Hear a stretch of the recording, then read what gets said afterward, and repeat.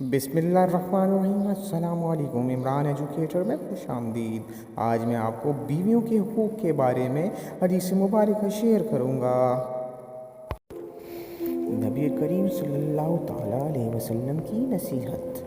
रसूलुल्लाह सल्लल्लाहु ताला अलैहि वसल्लम ने इरशाद फरमाया, दूसरों की औरतों से दूर रहो, तुम्हारी औरतें भी पाक दामन रहेंगी, और अपने वालिदैन के साथ हुस्न सलूक करो, तुम्हारी औलाद भी तुमसे हुस्न सलूक करेगी। सुबहान अल्लाह। हदीस नंबर 2।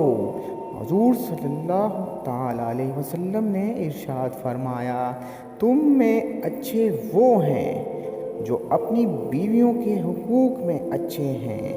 इब्ने माजा। हदीस नंबर 3। नेक बीवी का मुकाम।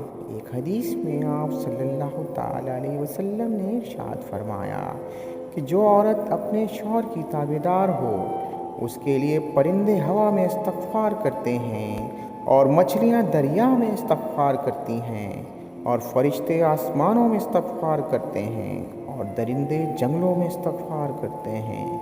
सुबहान अल्लाह। जाते जाते लाइक और सब्सक्राइब करना मत भूलिएगा। शुक्रिया।